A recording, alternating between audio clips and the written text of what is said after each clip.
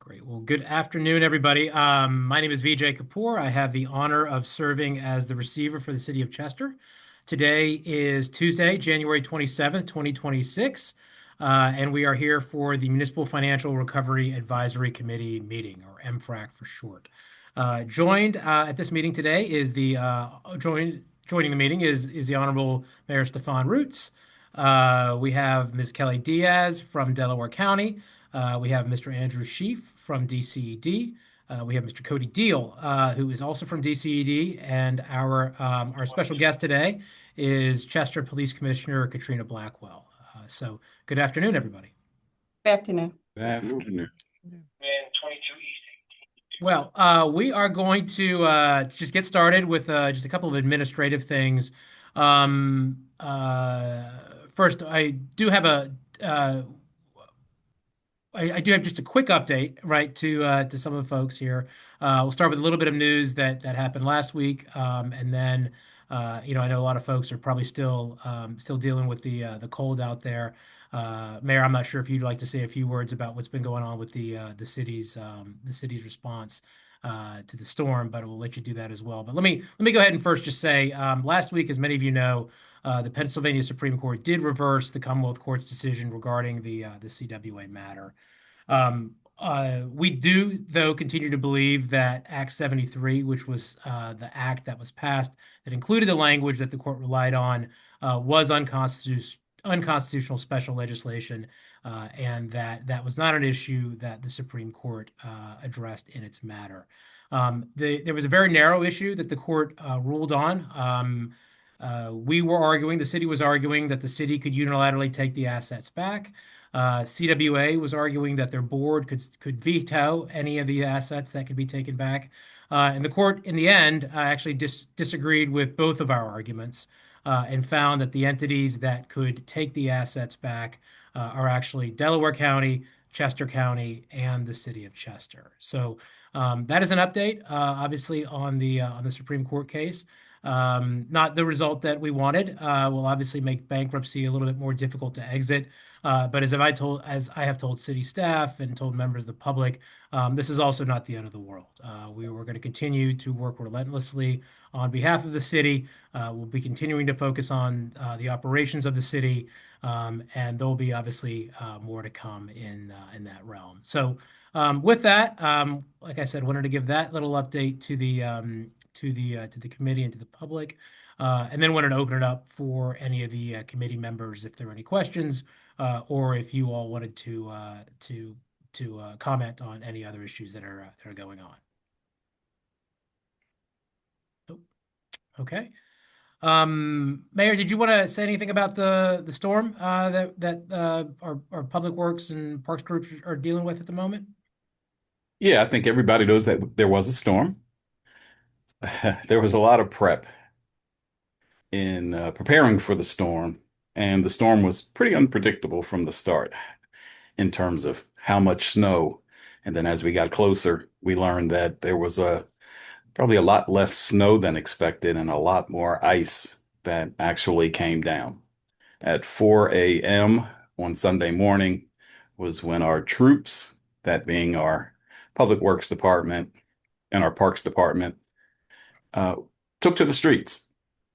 So the priorities in situations like this are the main streets first, the secondary streets, and the alleys. Our biggest challenge right now is just weather. We're getting no help from Mother Nature with regard to the temperatures. And you'd hope things would melt and go away. That's just not the case here. Salt doesn't even work below 20 degrees. So what we're experiencing right now is through the plowing operations, getting to every street in the city that we can. And as I said in a Facebook post, we don't have, we're using plows, not vacuums. So we're just moving the snow, from the streets. And in some cases, it has become inconvenient because the snow has to pile up somewhere. Sometimes it's blocking in cars. On my street, PennDOT came and just ruined my beautiful sidewalk shoveling by just, plowing over. So once we get the plowing done, the next move is to remove snow. So that's what you're going to see in a lot of neighborhoods starting today, where you'll see the backhoes loading up dump trucks and snow gets, placed in various places around the city. Some streets are small, some alleys are small, too small for the equipment that we have. So we've given our parks and mainly our public works department, I won't say a blank check, but we've given them authorization to go out and get the equipment that they need, without hesitation. So if it means a small bobcat or, to contract with someone with a narrower blade, that's what we're doing. This has been a tough one. This is 82 miles of streets, not counting the alleys. Some of the streets that have not been touched are those that don't have any residential, people on them. So we've been getting calls for streets that there's no businesses that exist, but for convenience sake, people are used to riding up streets or parking on those streets. Those are going to be the last streets visited. I can't be prouder enough of our group, though. They've been out in 12-hour shifts starting Monday.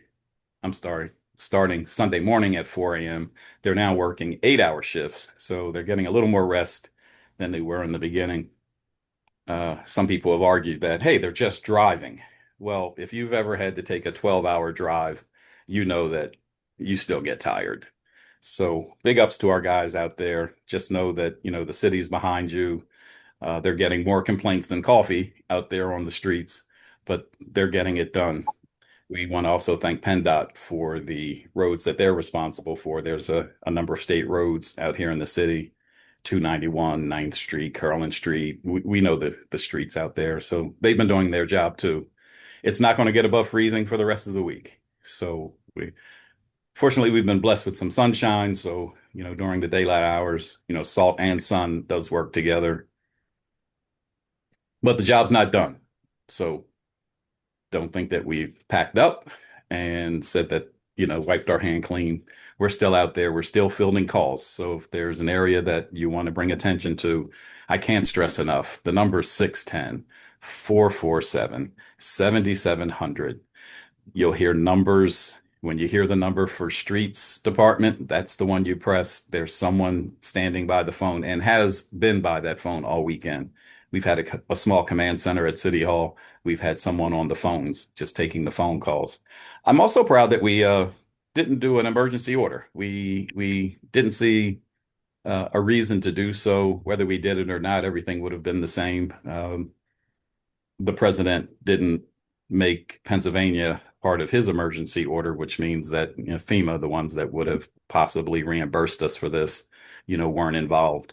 So we are using our resources, our money, contractors that we've engaged, excellent planning. There's going to be a lot of lessons learned, when this is all over, to do it even better next time. All I can ask the community, just be a little patient with us for the areas that we haven't gotten to yet.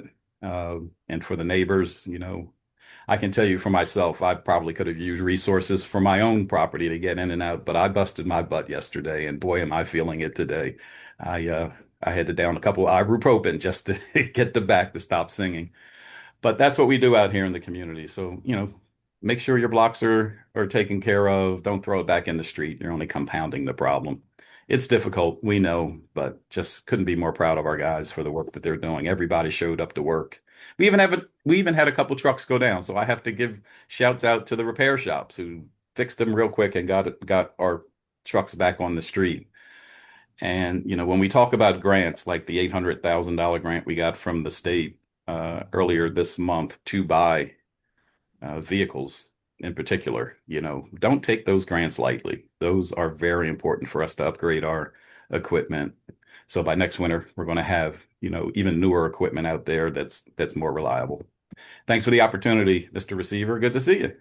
Likewise, Mayor. Thank you for that, and again, we extend our thanks to everybody who's working on this. I know it's having had to shovel some of the stuff yesterday too. I felt there was a good 3 inches of ice that you had to break out, and that's incredibly hard to do. So many thanks to all the city employees, mayor, yourself, your leadership, and city manager, and everybody else.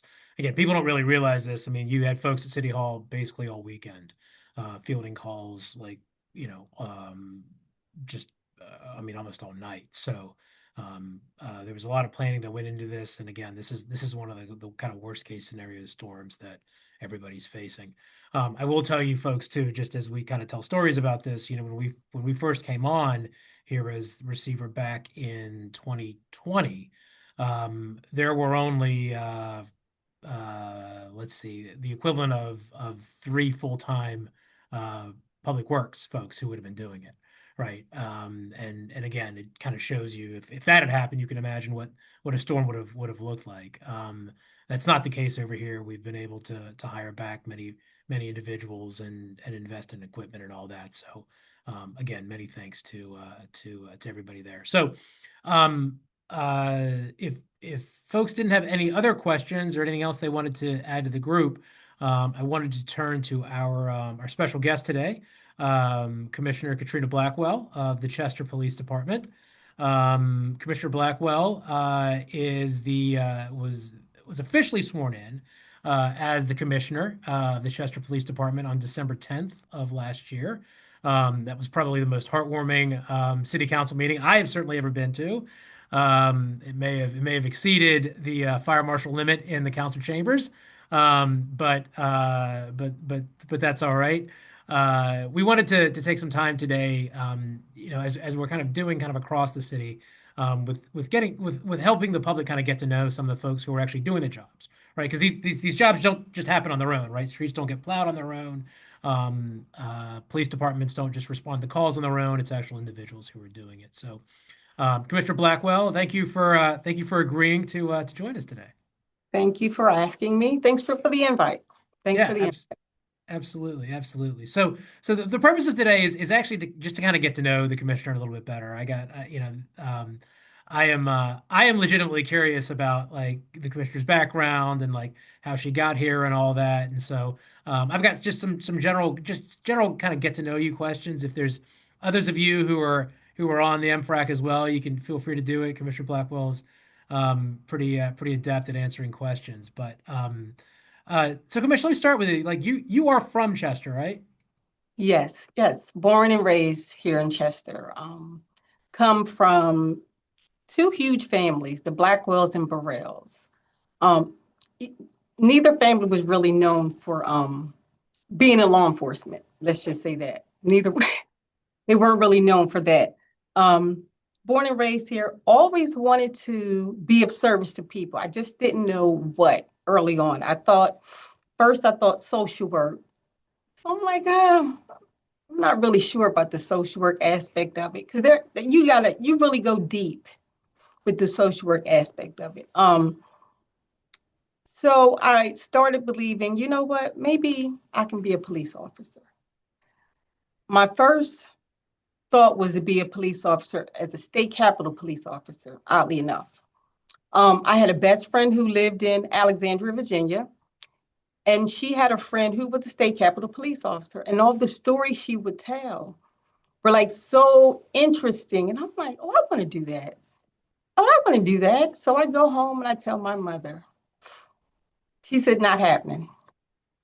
I'm like, no, it's going to be fun. She was like, well, DC is the murder capital of America right now. So you can't go. So I'm like, okay, well, maybe I'll just be a police officer here in Chester. I'll be a police officer here in Chester. She's like, okay, still dangerous nonetheless. So I pushed it off, pushed it off, pushed it off until finally there were some police officers who like held me accountable. Every time I would see them, I would say, hey, when are you guys testing? Or when are you doing the application process? And so one year, one of the officers was like, listen, this is where you have to go. This is what you have to do. And I'm like, yikes. Okay, I'll do it.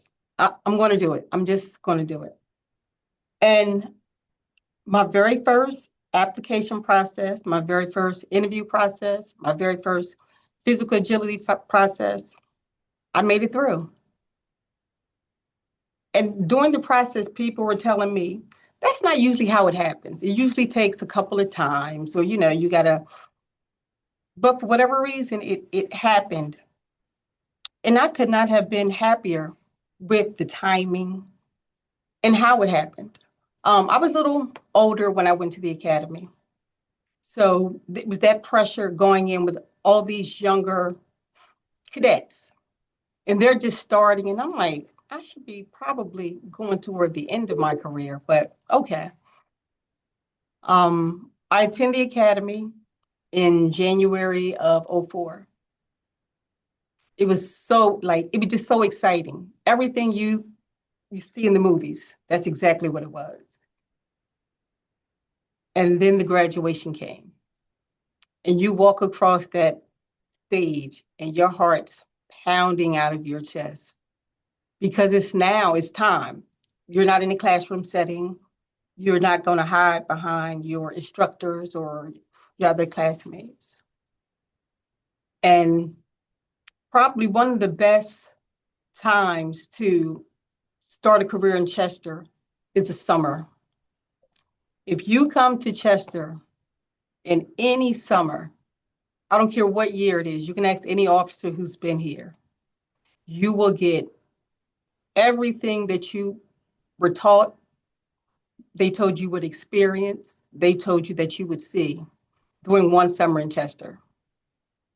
The best part about being from Chester, from the very beginning, the community is your backup. The community, and I'm not just saying, oh, we support you. I'm saying, where's your backup? They're coming where we're going to stand with you. No, it's really okay. No, we're going to stand with you. And that happened from the very beginning.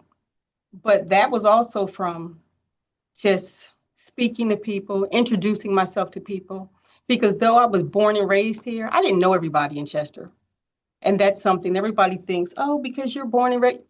I didn't know everybody here. So every opportunity that I had, I introduced myself. Um, just with a simple hello. Just if you're on a call, just be human. Just talk to that person. I mean, even if you're doing well, I'm new, so I can't make a decision, but you can tell me. And it's like a trade-off because your training officer, they're the one that's really making the decision, but you're building a relationship with whoever is, having to deal with the incident we were called for. So from the very beginning, I knew that. I took account of, you know what? You got to keep remembering that the community is why you do it. The community is why you do it. And they trust you. They trust you from the very beginning if you allow them to. Yeah. Commissioner, do you remember your first call? Like, do you remember the first call that you were ever like assigned to? My first arrest was at the corner of 7th and Highland, 7 o'clock at night. A gentleman with a three-piece suit on, rolling a blunt in front of the store. And I looked at my training officer and I'm like, is he serious? She was like, yeah. And I'm like walking towards him and he just never missed a beat. So I arrested him. I said, you're sticking out like a sore thumb. You have a three-piece suit on the corner, rolling a blunt. And years later, I saw him. He was like, I don't know what I was thinking. Like, I was out of line. I don't know. He said, I just saw two female police officers. And I'm like, but why? He was like, I have no idea why. So he apologized. Yeah. Wow. Wow. So, Commissioner, when you start, so you started so I mean, some folks may know this in terms of just because they're police officers know it, but in terms you were talking about like being a cadet. So the process, can you tell folks a little bit about like kind of what the process is of becoming a police officer and Yes. how you actually do it, right? What are the tests and those sorts of things? Okay. Well, first is the application process. So now it's a $35 money order processing fee. You have to have, there we go. You have to have a license, be 21 years of age, a high school diploma or a GED. Um, proof of veteran status if you're a veteran, and you fill out this application. They give you a window of time to fill it out and send it back. Once you do that, then you come for the civil service test. The civil service test, I believe it's 100 questions. You come to the city hall, you take the test. Right now, the passing score, I believe, is a 60. I believe it's a 60. If you pass that portion, I'm sorry, before you get to the civil service test, the best fun is the physical agility. You do the physical agility test. It's always on a Sunday morning. It's always on a Sunday morning, and we utilize the Widener field and track. Um, we have officers out there, and we just have 6 different events that you have to pass or fail. 2 are timed, just 2 are timed. But for the most part, you go out there and I always tell people, once you become interested in going to the police academy, you act as if you already are. You start working out, you start conditioning your mind and your body. Because once you get into the academy, the PT is something different. The PT, if you're not ready for it, that will be the thing that breaks you. The PT is it's a lot of running, a lot of sit-ups. Um, so after you do the civil service portion, then it's the oral interview. Now, I don't want to, I'm going to take credit for this. With the help of our new mayor, we have a really nice panel, and we conduct the oral interviews. And you really get to know these cadets. You really get to know them. A lot of times they may try to tell you what you want to hear or what they think you want to hear. But during that time, while you're speaking to them, they will tell you who they are. They will tell you who you are, even if it's something as simple as, when was the last time you were in Chester? There are some applicants who say, oh, I've never been in Chester. Or tell me what you know about Chester. I don't know nothing about Chester. And it's like, why are you here? Why are you here? Um, but I think the oral interview portion of it has grown to be something that I can speak for myself that I really look forward to, because it's a time where you can just sit, and even though it's 10 questions, it's not time. You give them time to answer as they see fit. And there are some officers, well, there are some cadets who will tell you, right, they'll kind of look at you and check out. Because now they know that you're on to them, and they'll look at you like, thank you for the opportunity. Thank you for the opportunity. And even with that, there are some that they go through the process and they may say, how did I do? What could I have done differently? And it's a learning process. So if you don't get past with this application process, now you know the process. You can come back the next time. I always tell people, if it's something that you really want, don't be swayed because the first time it didn't work out for you. It sometimes just doesn't work out like that. Yeah. Yeah. So for someone like you, right? So born and raised in Chester, Commissioner, like, Mm-hmm. what is it? What's it like to be a police officer, in the community that you were born and raised in? Like, what's that like for you? It is very humbling. It's very humbling.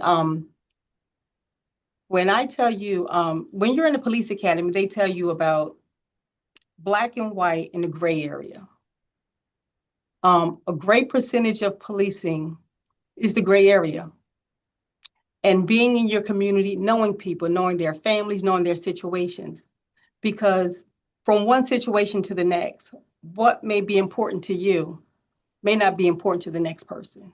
And what may be a reason to call the police, the next person may be like, why would you call the police for something like that?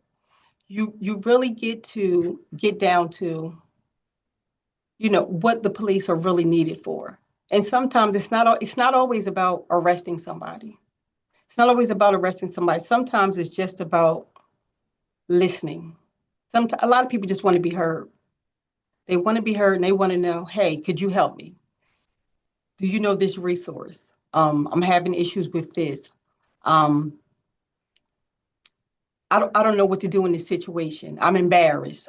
There's so many different layers, but that gray area, just being from the community, it gives you so much information. There are times when you're responding to calls, and the other responding officer may like, I don't want to deal with this, and I'm like, no, I know him. He's okay. You know, he doesn't mean any harm, or no, he has to go. No, he has to, no, I know exactly who he is. He has to go. So just being from the community, when I first started, there are some people, I don't have a military background, any of those things. So when I first started, I would be on calls and people would just call me Miss Trainer. And the other officers be like, I'm like, hold on, I know him. It's from a place of respect. Or they would call me Keon and Kira's mom. That's my daughter's names. And I'm like, oh, that's because that's how they know me. That's how I was introduced to them.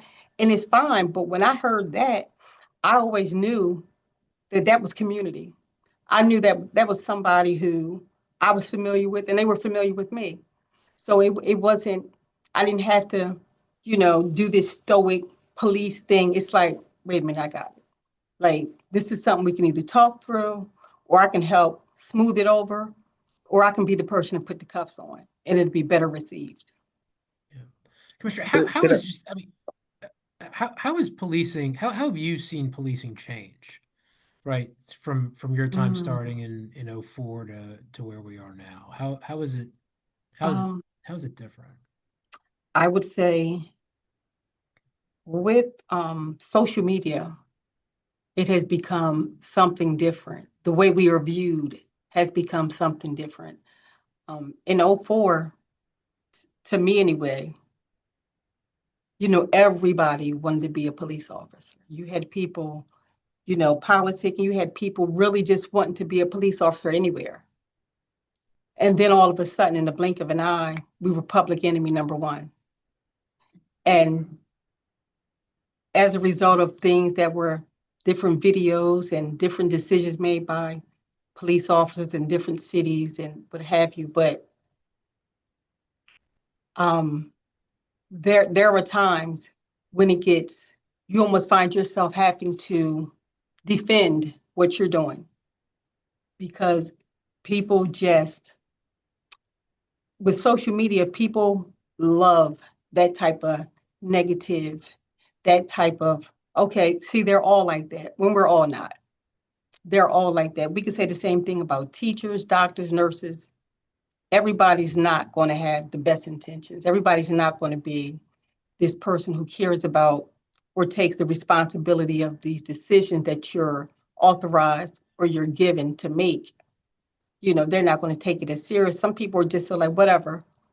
But there are times where you have to say, you know what?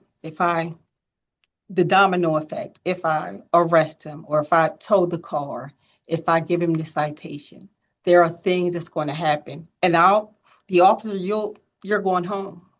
But now this person, they haven't gone to work. So now they're losing their job. Now they don't have the money to get the car out of the tow. Now it's just a domino effect that, sometimes you have to stop and say, wait a minute, how can I help this person? Even though there are things that I'm bound by law, there are some things I'm like, I can't, this is what I have to do. But there are also those times where you have to stop and think, what if that was me? Or if this was one of my loved ones? I mean, especially with a lot of these young adults. A lot of young adults, they're so hostile when it comes to their interaction with police.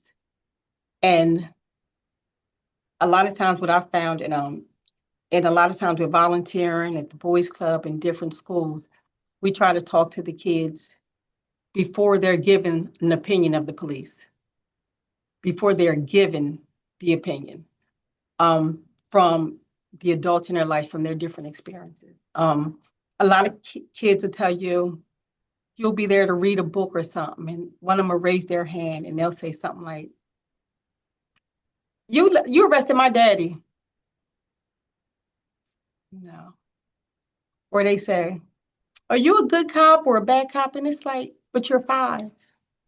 You're five. So what we found, we try to introduce ourselves to them by going to the first day of school or different school events, especially the boys club, just to kind of start building those relationships before they see us at their house on a call, or before they see us out on the street arresting somebody who may be their uncle or their father.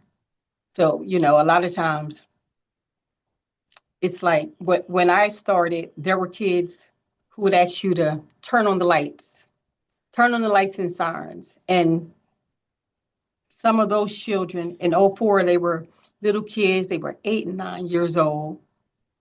And then you would see them and they would like turn their back, or they would put their head down, or they would go around the corner and be like, I miss Blackwell, but I can't let them know. And I'm like, wow. But I understood. I understood because they have to be among their peers. I understood because it's no longer cool. He doesn't need, he wants to drive the car now. He doesn't want to turn on the lights and the sirens. So I understand it. So if I had to say, over the years, we've took a beating on social media just from different um, situations that's happened throughout the world, not just the United States, throughout the world. How is it, excuse me, how is it different being a police officer in Chester versus elsewhere? Like, I mean, I know you spent your entire career in Chester, I Mm-hmm. get it, but like, I know you talk to other officers come from different departments, they go to different departments. Like, Mm-hmm. how is Chester different from a police officer's perspective? It just depends on what community that you're going to. A lot of communities, they won't deal with what we deal with here in a year's time. The call volume, the calls that we receive, just like when we had, I want to say it was Chester High's graduation, and like the whole city was there. And I know a police officer, they was like, the whole city? I'm like, yeah, but I've never seen anything like it, or prom send-offs, or things like that. Or the only other thing that I just kind of jumped out at me is being from the city, or being a police officer in the city. When there are things that happen, like during the summer, let's just say, for instance, teenagers or whatever, how that same situation will go to the schools. And because officers have worked this summer, they know these kids, they know the neighborhoods. We're already right there involved in it. And it's like, oh no, that's such and such. They live on 6th Street. This is what happened. We got to watch them. Tell the SRO, be involved with the school personnel. But I don't believe, even our basketball games, our football games, I just don't think there's any other place like Chester. I don't. Yeah. If now there's always sort of negative stereotypes, right? There's always Mm-hmm. mischaracterizations, right, about a community. The mayor talks about this all the time. If you could clear up one mischaracterization about Chester, like to the public, like what would it be? Mm. Um, I would say that we're this town of people who are just not positive. We're not. One thing about Chester, as a community, when we come together, it is like no other. It is like no other. But nobody really sees that. They may see, oh, a shooting or something that happened here, or a school fight. But um, I would say that the misconception that we are not a city that cares. There is a the majority of the community here care about the city. We care about how our city looks. We care about our children's education. We care about what's going on in our city government. We care about all those things. But, they would want you to believe like, oh, they don't care. Those, they're this, they're. That's not true. We have people here who want children to go get an education. We want them to go to school and do all these great things and be involved in the community. It just so happens that sometimes it doesn't happen like that. But Chester is a community that cares. If I had to say, Chester is a community that cares. Yeah. Well, that was evident. That was evident on the night of your swearing in, right? That was Right. that again. I will say I've been to many council meetings in my time. Also, I've never seen anything quite like that. And that was probably an incredibly meaningful night for you, right? I mean, that was a meaningful Mm-hmm. night for you personally. I know you talked about it at the at the council meeting. It was also incredibly meaningful for the community as well, right? This Mm-hmm. is it's an opportunity for the community to see someone who's again from Chester in that position. Now you've also are in the role of the first female and the first black commissioner in Chester Mm-hmm. as well, female black commissioner. So talk to us about, does that have a special responsibility? Do you feel different in that role? Is this just like, hey, what you do? Like, how Oh is it? no, it definitely has a special responsibility. However, I will say this: I never aspired. I never saw this for myself. But over the years, the community, they're the ones who told me, "Oh no, this is how we see you. Oh no, we like to see you come. Oh, you know what? Whenever we see you here, we know it's going to be fair. We know it's going to be consistent." Um, Other officers over the years, they would tell me, "You're going to be our first police chief, first female police chief." I'm like, "What? Get out of here!" Like, I don't see that. I don't, because it's never been something that in '04 when I walked across that stage that I said, you know what? I'm gonna be the first. It never entered my mind. But throughout the years, um, when I would go to different trainings and um, instructors would pull me to the side. You carry yourself like a leader. Like there was one time that another municipality tried to poach me, and I'm like, no, I'm good. I just in that municipality, I would have had to attend another police academy and all this stuff, and I'm like, I don't have another police academy in me. Like, I want to be right here in my community. I want to help my community. And that's where I want to be. That's the reason why I did it. That's the reason why I put in the time. That's the reason why when I decided to actually start this journey, that this would be it. This would be the place where I would be part of the change. Whatever that change looked like, I couldn't have told you then what that change looked like. But in my oral interview with then Mayor Wendell Butler, that's what I told him. I want to be a part of the change for Chester. And who knew? I never saw this. Yeah, yeah. So, Commissioner, like, if if if you were able to talk sort of directly to folks who were considering becoming a Mm-hmm. police officer in the city of Chester, what Mm-hmm. what would you tell them? I would tell them, don't be swayed by the naysayers that say you don't want to, oh, go be a police officer anywhere, not just in Chester. I think that's the most bizarre thing I've ever heard, especially when that person is from that community. Like, why would you not want to be a part of helping your community? Why would you not want to be somewhere that's familiar?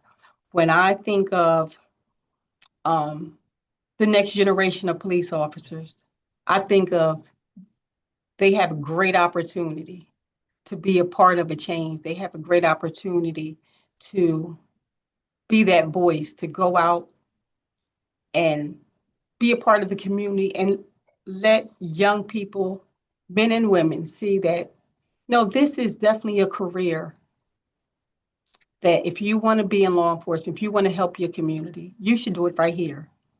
I can't tell you how many times I've been in different situations and, just in conversation. And that's the response I get. Well, I would be a police officer, but not in Chester. But they never can tell me why not.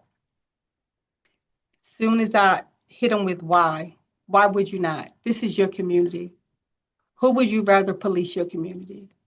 If you see something that we're not doing, or you would like to see done differently, or if you see an approach that you would say, hey, I would do it differently, or this is what my age demographic is needing from the police, why not interject yourself right there? Why not put yourself in a position to be that voice, to be that person that says, you know what? When I was a young kid, I would have liked officers to stop and talk to me, or I would like officers to be more engaging. Start with that hello. I always tell new officers, before you even get on a call, it's okay to say hello. Introduce yourself. I will say, when I started the field training officers, that was something you had to do. Like, they wouldn't introduce you to anybody. They would say, there you go. Let this person know who you are. I mean, we would go to every business, we would be on calls, and then it would turn into, oh, you from Chester? Oh, you the Blackwells from Chester? Oh, okay. Oh, I know such and such. And then that person remembers you, you remember that person. And sometimes you would be like, oh, yeah, I went to school with your son, or your kids went to school with my, that's how it would be. Because it's just one of those things where it's all about a conversation. It's not, you don't always have to have a grimace. You don't always have to bring bad news.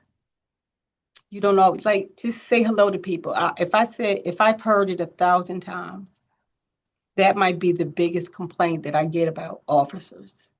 Like, they're going from call to call. They're just call jumping and not taking the time to engage with people. And that person may not have anything to do with a call that the officer's responding to. They may just be in back of them in a Wawa. And they don't know that this officer has been on an emotional roller coaster for the last 4 hours, from a man with a gun to a missing 5-year-old to fight out at the high school to, an escort, all those types of things. And it's not that they're not being engaging, but they're decompressing. They're decompressing. They're trying to get whatever their purchase is and go to the next call. So if I had to, I would tell officers, listen, you have to start with the hello. You have to be engaging. You have to remember that, people, they may not have ever had an interaction with a police officer. There are some people that said, I've never had to call the police. I've never, so if I see a police officer and I'm like, hello, I expect the same in return. And that's what a lot of complaints are about. So, Commissioner, final question over here. Appreciate you giving us kind of all this information, which is helpful for me. So this is really kind of a question for you as as a person, right? Because a lot of Mm-hmm. folks maybe for the first time, maybe like seeing you in this role for the first time, Mm-hmm. right? Who aren't your friends, right? Who know you as the Mm-hmm. commissioner, right? Mm-hmm. But you're more than a commissioner. You're also like you're a resident of Chester, right? Mm-hmm. You're a Chester citizen. So what is like the one thing that you want people out here to know about you, not as the commissioner, but as Mm-hmm. like as a Chester resident? That everything that affects you affects me. I still live here. My family still lives here. So I never take anything lightly of the decisions I have to make, um, and just engaging or being or doing this job. I don't take it lightly. I know that people are depending on me. I know people are expecting me to do the right thing. That's on the police side and the community side. I know that. Got it. Got it. Well, Commissioner, I appreciate that. Did anyone else have any questions for the commissioner here? I appreciate Commissioner you taking the time today to talk to us and help us get to know you a little bit better in the community as well. Anyone else have any questions for the commissioner? All right, Commissioner, I have a comment. oh, please, Mayor. I don't know what happened to the video. He must have cut me out. I was looking. I will say that that was a great interview. You know, as a guy who was a former like community journalist, that those would be the same questions I'd ask you if I were sitting down in front of you. Some of those things I didn't know myself. You know, as a mayor coming in who, you know, like mayors traditionally come in with their own commissioners. And I didn't have a clue about commissioners. Gretzky was here. He was a good commissioner. There was no need to even think about it. But I just want to say that I really, really appreciate the fact that you are so Chester centric, you know, in this role here. They just love you. And like you said, VJ, that night in council was special. I mean, we wanted it to be her night. Like we didn't want to have any other interruptions other than the fact that it was a council meeting and it was a little tough getting people out the room so we could continue the council meeting. But, you know, it would have been perfectly situated at our reorganization meeting at the 1st of January, but we didn't even want that to be the case. We wanted to have a night just for you, and the fact that it was a night more people were available than would have been at 10 a.m. And that is a night that I will always remember. So looking forward to working with you closely Thank you. for as You long as you stick around or as long as people you know, keep will meeting have me. as mayor. Yeah, yeah. Yes, And, sir. Thank you. and certainly, Commissioner, we certainly thank you as well. I mean, I think that folks should we're giving you a little bit of sort of behind the scenes here in terms of how the city works as well. I mean, the mayor and the commissioner and the city's chief of staff, myself, meet every Monday. The mayor is with the commissioner every Monday to get an update on what's been going on. The commissioner always keeps him in the loop in terms of what's happening over there, you know, in the city. And it's incredible to see kind of, you know, many folks just kind of, you think of the commissioner and you think of the police department. So you think about like patrol response and all that, but there is so many other things that fall into the role of the commissioner, dealing with everything from dealing with vehicles to dealing with policies to dealing with a variety of things. I mean, it really is a lot. And uh, you know, one of the things that I've been very lucky to be able to do here in my short role as receiver is just to see people in their roles and you know, to be able to kind of work with people in what you would consider to be emergency situations. The mayor and the commissioner and others. And you know, I will say this to the people of Chester, you're in very, very good hands with these professionals. They clearly care. This is a very difficult job. We say this on every MFRAC, whether it's policing, whether it's plowing roads, whatever it is. It is harder here in Chester. It is for a variety of reasons that are not the fault of the residents, but it's something that all of us have to work with. So, Commissioner, certainly do again. Thank you for the time, Thank you. Mayor, as well.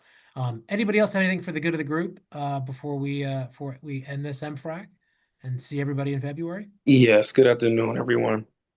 Sorry, I'm dealing with my son today. He's not feeling too well.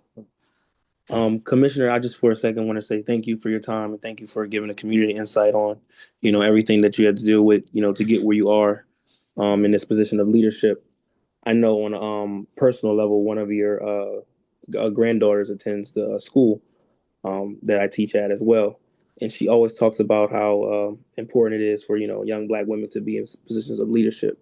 Is there something that you feel as though we can do as a city government in conjoint with Delaware County, to promote young Black women in positions of leadership in regards to you mentioned the PT test and being intimidated by that, young women working out, and maybe not wanting to pursue law enforcement just because of the physical aspect that they might not know so much about.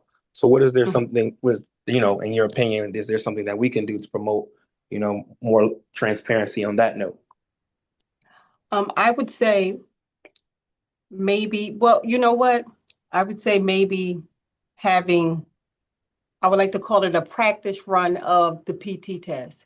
Even if we get some officers to go out here and just do the PT test with them, of course, with a waiver, whatever, just for them to get comfortable with it.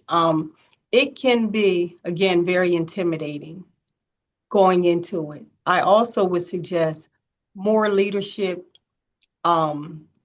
development for young ladies, or more peer groups for young ladies. For some reason, we're always, it's a lot of attention that gets shown to young men, but the young ladies kind of fall through the cracks. So I would say if there's groups out there who want to concentrate on just development of female leaders, a lot of times we only deal with young ladies when it's something bad for fights or, problematic behavior. But I think if we kind of zone in on, what's behind the behavior or what we can do to kind of prevent that behavior, we may see a next generation of young female leaders.